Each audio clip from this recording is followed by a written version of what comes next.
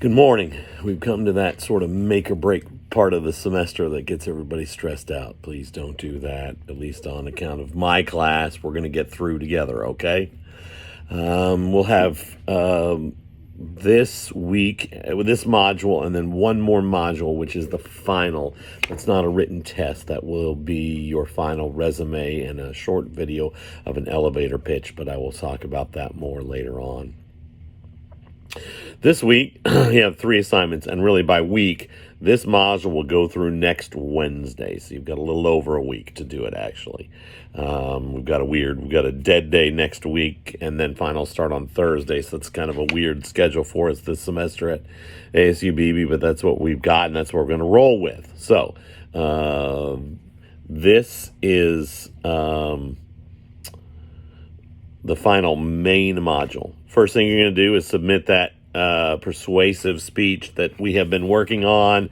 If you can attach it to the assignment. If not, attach a YouTube URL, upload it there. I just find YouTube often is a little friendlier in terms of getting those videos uploaded. That's all they do, what they specialize in. So make sure you do that.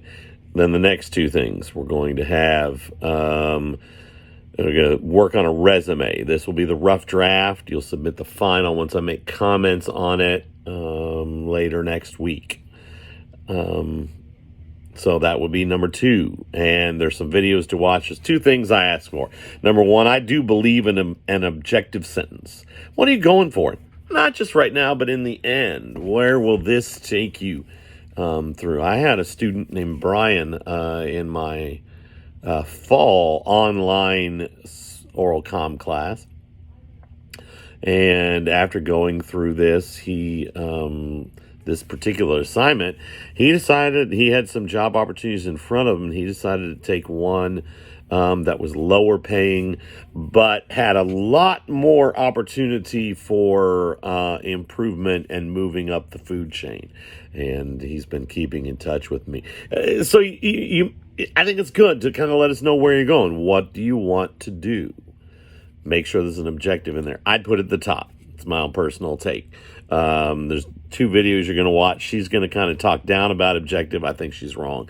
The second one's going to talk just about objective sentence, and I would stick with that. What is it you want specifically? Avoid in this part of the process what I call glittering generalities. Everyone says they work hard. No one knows what that means. I work hard. If you're going to say I work hard, you're going to have to say specifically what that means. I'm self-directed. I get the job done regardless of the time crunch. What does that mean? I'll stay late and stay long to do. What do you mean? Because everybody says they work hard. Avoid the glittering generalities on your resume. Now, there's 3 templates in there. You don't have to use one of those, but if you're not a desktop publishing wizard, feel free to use one of those. And I will make comments and then get it back to you, okay? And then the final assignment in this module is both the hardest and the easiest. It's a TED Talk I'm going to ask you to watch about Kyle, the red paperclip guy, and I'll leave his story for you to watch there. But suffice it to say, he ended up trading a red paperclip that was sitting on his desk for a house. Now, how he got there is an interesting story. I'll leave that for him. But to me, it's not that he managed to trade that for the house, because as you see the process, I think it makes sense. I think the idea is, what I want to get across is, Kyle seems like an ordinary guy, but he had this crazy idea, and he acted on it. I think that's what I want to focus on for Kyle. There was 50 years ago when chess on TV was a thing, and we were in the Cold War, and with the Russians, American chess players would compete against Russian chess players, and we televised that. It's a U.S. player named Frank Marshall. And if you played chess at all, you know that the piece that you protect above all else is the queen. You never sacrifice the queen. And Frank picked up the queen. He set it down on the board, and there was an audience, and they gasped because they saw that that queen can be taken any number of ways. And they expected him to move that queen before he took his hand off of it, signifying the move was complete. Instead, he pulled his hand away. They gasped again, and the Russian looked smirkily confident. And then he got a puzzled look on his face, kind of turned his head this and that. A couple of minutes later, he knocked over his king, which signifies that he was conceding to the American. And I tell that story not because this chess player saw a move that clearly was to his advantage and took it. I tell that story because it matters that he ever considered it. From his first day playing chess, he had been taught never sacrifice the queen.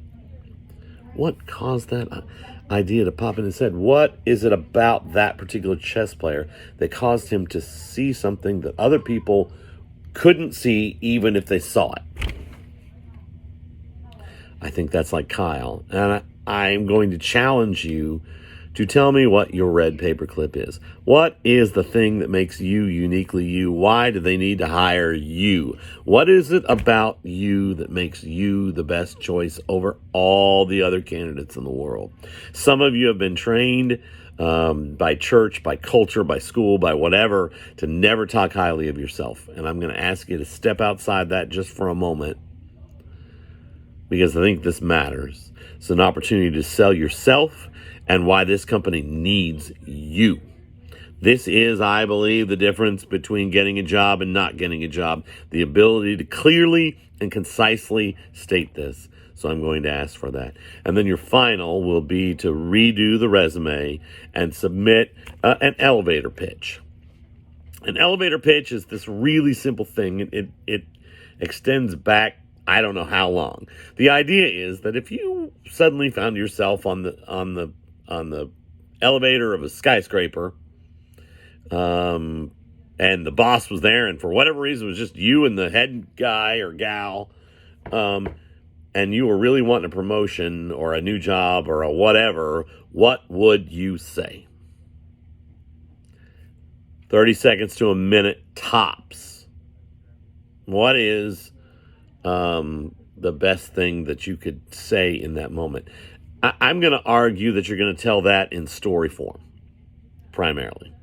I think you're going to say, hi, this is who I am, this is what I want, and this is why I should get it, and you're going to tell a story that backs it up. I think it's the best way to use that time. I do, truly.